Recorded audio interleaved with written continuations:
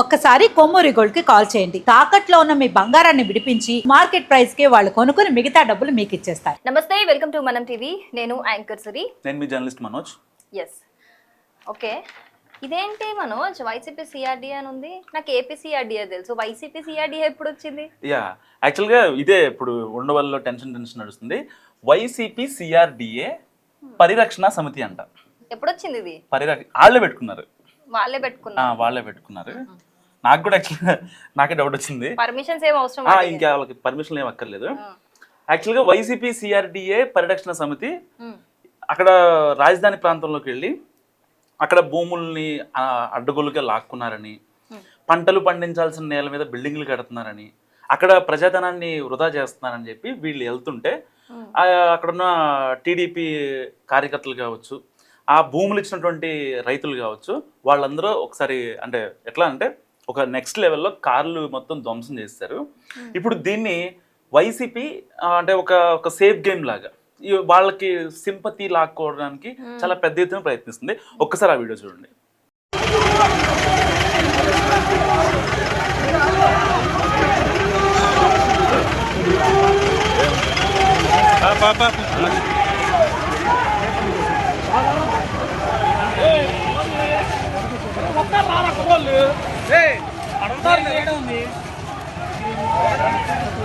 బండి చూస్తుందండ్రా మళ్ళీ నాయుడు గారి మీద ఎవడం రాడు దిగుతాడు.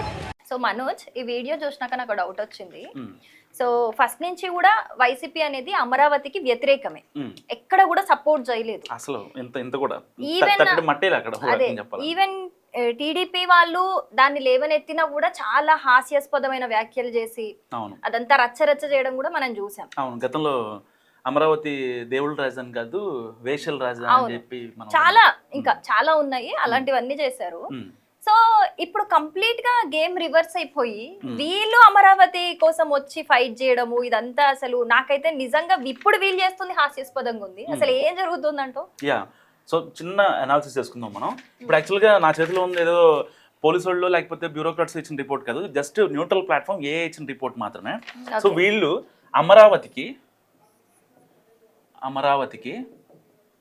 ఏం చేశారు అంటే న్యాయపరమైన చిక్కులు. ఫస్ట్ ఎందుకు న్యాయపరమైన చిక్కులు అన్నానంటే 2014 నుంచి 2019 వరకు టీడీపీ గవర్నమెంట్ ఉంది. సో ఆల్రెడీ అమరావతి రాజధాని అని చెప్పి వాళ్ళు చట్టాలు చేశారు, దానికి సంబంధించిన శాసనాలు చేశారు. అమరావతి రాజధానిగా ఉండాలని చెప్పి దాదాపుగా 34,000 ఎకరాల భూమిని ల్యాండ్ పూలింగ్ చేసింది ఏపీ సిఆర్డీఏ. వైసీపీ సిఆర్డీఏ కాదు, AP CRDA. So AP CRDA 34,000 ఎకరాల ల్యాండ్ పూలింగ్ చేస్తే లేదు అసలు ఒక రైతు దగ్గర ఎక్కడో అంటే మనం సినిమాలు చూస్తూ ఉంటాం, పరిశ్రమల దగ్గరికి వెళ్ళి రాయలసీమ లాంటి ప్రాంతాల్లో ఎక్కడన్నా రైతుల దగ్గర ఇండస్ట్రియలిస్టులు లాక్కున్నారంటే, భూములు లాక్కున్నారంటే నిజంగా అక్కడ ఏం పండదు. సరే, ఇక్కడ వీళ్ళు చెప్తుంది లాజిక్కే. ఇక్కడ అమరావతి ప్రాంతంలో పక్కనే నది ఉంటుంది, సో వాటర్ సమృద్ధిగా ఉంటుంది, పండుతాయి. కానీ ఇప్పుడు ఏపీ మ్యాప్ తీసుకుంటే అటు శ్రీకాకుళం దగ్గర ఇచ్చాపురం నుంచి ఇక్కడ చిత్తూరు నుంచి మిడ్ పాయింట్ అమరావతి కదా. అంతే కదా. ఏదైనా అంటే ఒక రాజధానిని డిసైడ్ చేస్తారంటే మిడ్ పాయింట్ పెట్టుకుంటారు. సో అదే ప్రతిపాదనతో చాలా సార్లు 2014 నుంచి 2019 వరకు చాలా క్లారిటీగా చెప్తుంది. అయినా సరే వీళ్ళు పట్టించుకోలేదు. సరే, వీళ్ళు వచ్చిన తర్వాత ఏం చేశారు, ఇంకోటి డీసెంట్రలైజేషన్ చేశారు. 3 రాజధానులు పెట్టారు. న్యాయపరమైన చిక్కులు ఇటు సెక్రటేరియట్ కావచ్చు, హైకోర్టు కావచ్చు, లేదంటే అసెంబ్లీకి కావచ్చు, మినిస్టర్ క్వార్టర్స్ కావచ్చు, ఎమ్మెల్యే క్వార్టర్స్ కావచ్చు, ప్రతి దానికి డబ్బులు ఇవ్వకుండా మొత్తం ఆ బిల్డింగ్లు మొత్తం ఆపేశారు. మళ్ళీ దాని విషయంలో సుప్రీంకోర్టు కూడా వెళ్ళారు. ఏది అమరావతి రైతులు వచ్చి ఆల్రెడీ మా దగ్గర 34,000 ఎకరాలు లాక్కున్నారు కదా సార్, సో ఆల్రెడీ మాకు ఎంతో కొంత తులమ పొలము మాకు వస్తుంది, మాకు రావాల్సింది, దాని ఏదైతే వాళ్ళ దగ్గర లాక్కుంటారో వాళ్ళకి దానికి సంబంధించి కొంచెం డబ్బులు ఇస్తారు.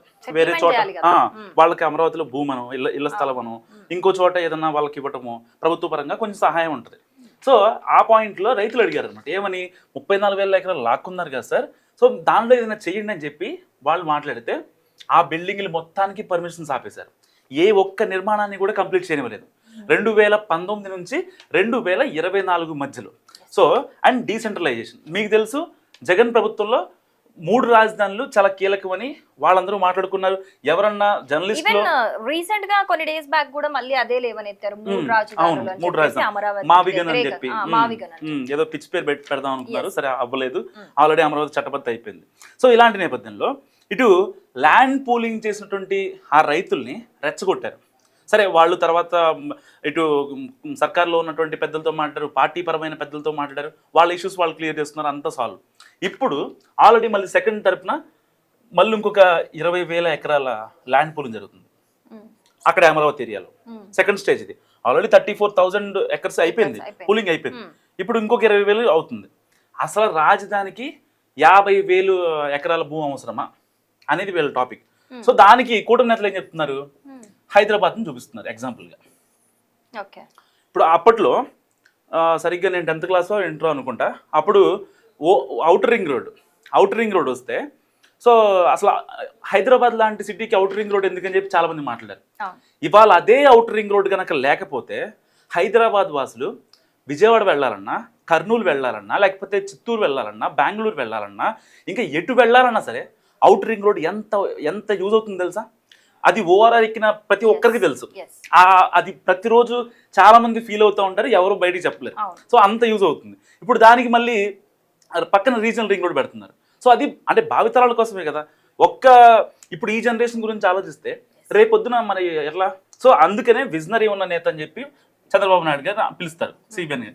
సో మళ్ళీ ఇప్పుడు మనం విజనరీ సిబిఎన్ అంటే ఈ హైదరాబాద్ సిబిఎన్ టాపిక్ వచ్చినప్పుడు కూడా ఇప్పటికి స్టిల్ తెలంగాణ వాసులు కూడా చాలా మంది ఒప్పుకునేది ఏంటి అని అంటే, హైదరాబాద్ కి ఏదైనా స్టార్టింగ్ డెవలప్మెంట్ ఉంది అని అంటే అది సిబిఎన్ గారి నుంచే వచ్చింది. ఆయన విజన్ వల్ల ఆయన చాలా చేశారు, అది ఇప్పుడు కూడా యూజ్ అవుతుంది అనేది.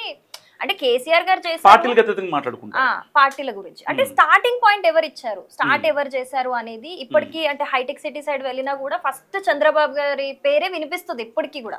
ఎందుకంటే ఆయన విజన్ అలాంటిది, ఆయన ఒక 20 years ఫ్యూచర్ ని ముందే ఆలోచించి మరి డెసిషన్స్ తీసుకుంటారు అని చెప్పి అది ఆల్రెడీ హైదరాబాద్ విషయంలో ప్రూవ్ అయింది. సో అందుకనే ఎలాగైతే హైదరాబాద్ డెవలప్ చేస్తారు అంటే కంప్లీట్ గా మొత్తం మనం సిబిఎన్ చేశాడని నేను అనట్లేదు. అంటే అందరూ అన్ని అప్పుడున్న సీఎంలు అందరూ తల చేయెత్తేనే అయింది వాస్తవానికి. సో ఇలాంటి నేపథ్యంలో ఏంటి, ఇప్పుడు అమరావతిని కూడా అదే రేంజ్ లో తీసుకెళ్లాలనేది నిజంగా ప్రభుత్వం చేస్తున్నాం. అంటే పార్టీలకు ఎత్తుగా మాట్లాడుకుందాం, ప్రభుత్వం చేస్తున్నా ఇది. దీనికోసం ఇప్పుడు సరిగ్గా సాటర్డే కదా, వీకెండ్, ఏదో ఒక మసాలా కావాలి. ఎందుకంటే సండే మొత్తం దాన్ని కొంచెం మిక్సీలో వేసుకుని, గ్రైండర్లో వేసుకుని రుబ్బుకోవడానికి, లేకపోతే వాళ్ళు చేసే సింపతి రాజకీయాలతో మా నాయకుల మీద గుడ్లేశారు, మా నాయకుల మీద రాళ్ళు వేశారు, కార్లు ధ్వంసం చేశారు, పిచ్చి పిచ్చిగా మాట్లాడారు. అసలు మీరు అమరావతి కోసం కనీసం తట్టడం మట్టి కూడా వేయినటువంటి వైసీపీ నాయకులు ఇంకోటి సరే ఎవరైతే వచ్చారో అక్కడికి ఈ వైసీపీ సిఆర్డీ ఇందాక అన్నాం కదా, వైసీపీ సిఆర్డీకి సంబంధించి పరిరక్షణ బృందంలో ఎవరున్నారో తెలుసా? కేసులు ఉన్నోళ్ళు, ప్రూవ్ అయితే జైలు జీవితం గడిపొచ్చిన వాళ్ళు, గడపాల్సిన వాళ్ళు, అండ్ ఆ అమ్మాయిలతో ఆంటీలతో గంట అరగంట మాట్లాడేటోళ్ళు, ప్రతి అక్కడికి వచ్చిన ప్రతి ఒక్క మాజీ మంత్రి మీద, అక్కడికి వచ్చిన ప్రతి ఒక్క వైసీపీ నాయకుడి మీద కేసులు ఉన్నాయి. ఇలాంటి వాళ్ళంట వైసీపీ సిఆర్డీఏ పరిరక్షణ సమితి అంట. అసలు పరిరక్షణ సమితి అంటే దానికి ఒక పర్థం ఉంది నిజంగా. అంటే గతంలో మనం చూసాం, అయితే 2014 నుంచి 2019 వరకు 18 వరకు అయితే ఈ కూటమి టీడీపీ టెన్యూర్ ఉందో, ఆ టెన్యూర్లో 34,000 ఎకరాల భూములు ఇచ్చిన రైతులు ఈ యొక్క వైసీపీ టెన్యూర్లో 2019 to 2024 ఈ టెన్యూర్లో దాదాపుగా కొన్ని వేల మంది, అంటే దాదాపుగా ఐ థింక్ ఒక 7,000 నుంచి 10,000 వరకు, ఒక 10,000 మంది పాదయాత్ర చేశారు అమరావతి రాజధానిగా ఉండాలి అని చెప్పి. మరి వాళ్ళ మీద ఎంత జులుం ప్రకటించారు తెలుసా? ఏదైనా వైసీపీకి సంబంధించి ఆల్మోస్ట్ అప్పుడు వాళ్ళకి ఎక్కువ సీట్లు వచ్చాయి కదా, 151 వచ్చాయి కదా. సో ఆల్మోస్ట్ ప్రతిదీ వాళ్ళ కాన్స్టిట్యున్సీ ఉండేది. సో వాళ్ళ పార్టీ వాళ్ళ ఎమ్మెల్యే ఉండేవాళ్ళు. వాళ్ళు ఆల్మోస్ట్ మొత్తం ఆపేసేవాళ్ళు. కనీసం వీళ్ళు నడుచుకుంటూ వెళ్తున్నా కానీ కేసులు పెట్టేవాళ్ళు. మా తోటలోకి వచ్చారు, మా ఇంట్లో తిన్నారు అని చెప్పి వాళ్ళ మీద ఎంత దారుణంగా కేసులు పెట్టి వేధించారంటే మామూలుగా. అండ్ దానికి కొనసాగింపుగా ఈ రీసెంట్గా అమరావతి, అంటే దానికి ఒక చరిత్ర ఉంది అమరావతికి, చాలా పెద్ద టాపిక్ అయితే మనం మాట్లాడుకుంటే. సో అలాంటి రాజధానిని దేవుళ్ళ రాజధాని కాదు, వేశ్యల రాజధాని అని చెప్పారు. మరి అదే వేశ్యల రాజధానిలోకి ఇప్పుడు ఈ వైసీపీ సిఆర్డిఏ పరిరక్షణ సమితి ఎలా వెళ్తుంది? వాళ్ళు వేశ్యలు కదా, వాళ్ళు రైతులు కాదు కదా. వాళ్ళు ఒకవేళ రైతులే అనుకుందాం, మీరు వెళ్ళి ఎందుకు పరామర్శిస్తున్నారు? మొన్న రీసెంట్గా జగన్మోహన్ రెడ్డి గారు ఈ అమరావతి రైతులతో మాట్లాడారు. ఆయన ఏదైతే సెట్ ఉంటుందో మనకు తెలిసింది కదా, ప్రెస్ మీట్ పెడతారు కదా, ఆ సెట్లో అదే ఇంట్లో యాక్చువల్గా అది కూడా గవర్నమెంట్ నిధులతో చేయించుకున్నారు. ఆయన సొంత డబ్బులతో చేయించుకుంది కాదు. సో అక్కడ ఎదురుగా మొత్తం కూర్చున్నారనమాట. వాళ్ళందరూ రైతులు అంట. తర్వాత ఎవరా ఏంటని ఆరా తీస్తే, క్రాస్ చెక్ చేస్తే వాళ్ళందరూ రైతులు కాదు, రెడ్డిస్. వీళ్ళ కమ్యూనిటీ సంబంధించినటువంటి వేరే నేతలు అంటే మాట్లాడుకొని స్క్రిప్ట్ సెట్ చేస్తున్నారు. వాళ్ళంట రైతులు అంట. అసలు అంటే సమాజానికి ఏం మెసేజ్ ఇవ్వాలో అర్థం కానటువంటి సిచ్యువేషన్. నిజంగా జగన్మోహన్ రెడ్డి గారు అంటే ఆయనకి ఇచ్చే స్క్రిప్ట్ ఎవరిస్తారో అర్థం కాదు. కానీ ఆ దొరికిపోవడం కూడా ఎందుకు సిద్ధం సభలో ఇప్పుడు మనం చూసాం కదా, గ్రీన్ మ్యాట్లు పెట్టేవాళ్ళు వెనకాల జనాలు వచ్చినట్టుగా. ఈవెన్ చాలా మంది జర్నలిస్టులు మాట్లాడారు. అవును, అసలు ఈ సభలకు వచ్చిన వాళ్ళు ఏమైపోయారు, ఎక్కడున్నారు వాళ్ళంతా, ఎక్కడ పడుకున్నారు అని చెప్పి ఎంత మీమ్స్ వేసుకున్నారు. సో అంటే పొద్దున్నే దొంగతనం చేయడం, సాయంత్రాన్ని దొరికిపోవడం వీళ్ళకి వెన్నతో పెట్టిన విద్య.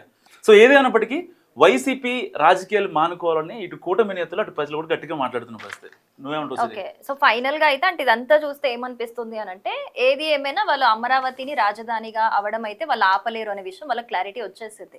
సో దానికి సన్నద్ధం కూడా అంటే స్టార్ట్ కూడా అయిపోయాయి. అమరావతి క్యాపిటల్ అవ్వడానికి ఆల్రెడీ జరుగుతున్నాయి, పెద్ద ఎత్తున కార్యక్రమాలు జరుగుతున్నాయి. కాబట్టి వాళ్ళకు క్లారిటీ ఉంది ఏంటి అని అంటే, నెక్స్ట్ వాళ్ళ గవర్నమెంట్ వచ్చినా కూడా క్యాపిటల్ అనేది అమరావతి అనేది వాళ్ళకు క్లారిటీ వచ్చింది. సో ఇప్పటి నుంచే కొన్ని గేమ్స్ ప్లే చేస్తే నెక్స్ట్ ఒకవేళ వచ్చినా రాకపోయినా మాకు కూడా ఒక సింపతి ఉంటుంది కదా, ఇందులో మా హస్తం కూడా ఉంది, ఇందులో మా ఇన్వాల్వ్మెంట్ ఉంది, మా వల్ల కూడా వచ్చింది అని ఒక పాజిటివిటీ జనాల్లో క్రియేట్ చేసుకోవాలని వాళ్ళు ట్రై చేస్తున్నారు. తప్పితే ఇందులో వాళ్ళు నిజంగా ఇన్వాల్వ్ అయ్యి జనాలకి చేసింది ఏమీ లేదు. ఎందుకంటే వాళ్ళు ఫస్ట్ నుంచి వ్యతిరేకిస్తున్న విషయం ఏపీ జనాలకి కాదు, తెలంగాణ పీపుల్కి కూడా అందరికీ క్లారిటీగా తెలిసిన విషయమే. సో ఏది చేసినా కూడా మనోజ్ అన్నట్టు వాళ్ళు ఒక ప్లాన్డ్గా చేస్తారు, బట్ లాస్ట్కి దొరికిపోవడం అనేది వాళ్ళకి అలవాటే. కాబట్టి అసలు మీరేమనుకుంటున్నారు? ఇప్పటి వరకు వైసీపీ పీపుల్ ఎవరైనా సరే వాళ్ళు మైక్లో ముందుకొచ్చి మరీ మాట్లాడారు, అమరావతి క్యాపిటల్ ఎలా అవుతుంది అని చెప్పి చాలా హాస్యాస్పదమైన వ్యాఖ్యలు చేశారు. సో ఇప్పుడు సడన్గా వచ్చి ఏదో అమరావతి మీద ప్రేమ వచ్చేసినట్టు బిహేవ్ చేయడం అనేది నిజంగా ఇప్పుడు హాస్యాస్పదమైన సిచ్యువేషన్ ఇది. సో మీ ఒపీనియన్ ఏంటి? మీరేమనుకుంటున్నారు ఈ కంప్లీట్ వీడియో చూసాక అనేది? తప్పకుండా మీ ఒపీనియన్ కమెంట్ చేయండి.